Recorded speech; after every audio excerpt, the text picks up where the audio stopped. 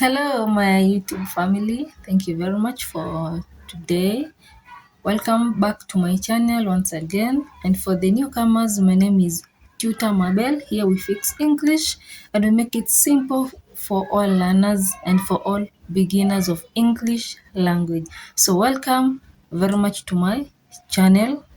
Don't forget to like, share, comment, and subscribe to my channel. Please turn on that subscription button. Let's make English simple. Let's pass English and let's talk English in the very best way. Welcome back. And don't forget to like, share, and comment to my channel. Welcome back, and let's begin our lesson for today. Welcome and be ready for our lesson. Of course, being ready means you must have a book, a pen, and be attentive in our lesson for today. So, welcome. Let's begin our lesson. So, welcome back once again. Let's begin our lesson. And as I said earlier, we are going to study relative clauses. And as always, we must ask ourselves, what is a relative clause?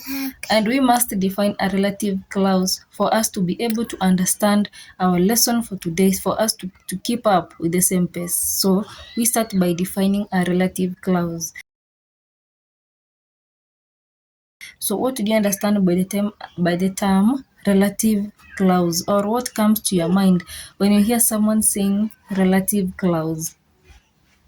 Okay, so don't worry or less. We are going to define relative clauses, and let's start by defining a relative clause. So a relative clause, it's a group of words that gives extra information about a noun in a sentence. They give extra information about a noun in a sentence, and they usually begin with a relative pronoun. Okay, so let me give an example in a sentence. Look at this example up here. The boy who is playing football is my brother. The boy who is playing football is my brother. So in that sentence, we are going to identify the noun and the relative clause. So let's analyze this sentence. I said, the boy who is playing football is my brother. So the boy is a noun in that sentence, and who is playing football is the relative clause. So that relative clause tells us which boy we are talking about in that sentence. So after defining the relative clauses, next is the relative pronouns.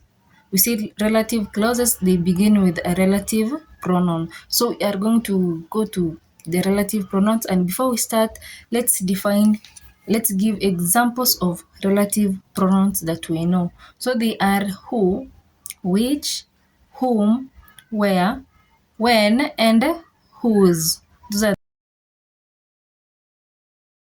the examples of relative pronouns. So we are going to discuss each of the relative pronouns, those examples that I have given. So we are going to see where we use them and how do we use them to form relative clauses. Number one, we start with who. The relative pronoun who is used to identify people, for identification of people. An example, the teacher who teaches English is very kind. So in that sentence, the teacher is a noun. Who teaches English is a relative pronoun. So we have seen who is a relative pronoun, and we have used who to form a relative clause. Number two, we have which, and it's usually used to refer to things. So an example, the book which is on the table is mine.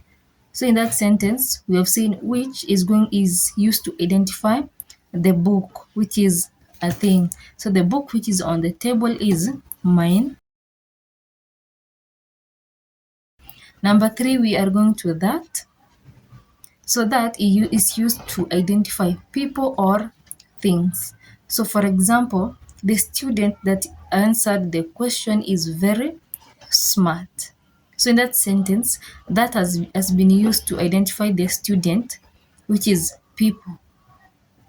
So the student who answered that answered the question is very smart. And note that that can replace who or which. Number 4, we have whose, which identifies possession of something. An example, I know a girl whose father is a doctor. I know a girl whose father is a doctor. So in that sentence, we can say the father belongs to the girl. It's showing in that sentence possession of something. And number 5, we have where, which usually indicates places. An example, this is the school where I studied. This is the school where I studied. So it has been used to identify the place which is the school where the person we are talking about studied. And then we have when which shows time. An example, Sunday is the day when we relax. So after that, we are done with the examples of relative pronouns. Let's go to defining and non-defining relative clauses. Number 1, we start with defining relative clauses. And let's define that. It gives essential information about the noun. For example, the student who studies hard will pass. The student who studies hard will pass.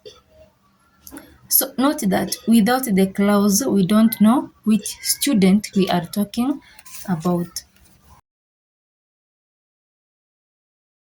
So number 2, we have non-defining relative clause. Let's define that. It gives extra information and is separated by commas. An example sentence, you will see how I have punctuated this sentence above here. My brother who lives in London is a doctor. My brother who lives in London is a doctor. So in that sentence, you have seen that I have separated the relative clause by use of a comma. So we have more examples of relative clauses. I'm going to give those examples here. Let's read those examples. Let's identify the relative clauses in those sentences. So thank you very much. That will be the end of our lesson for today. It has been great being with you. Thank you very much so far. For those ones who have not yet subscribed to my channel, please subscribe, like, share, and comment for any question or any topic that you want us to handle. I'll be here to handle that and make sure that you understand. So thank you very much.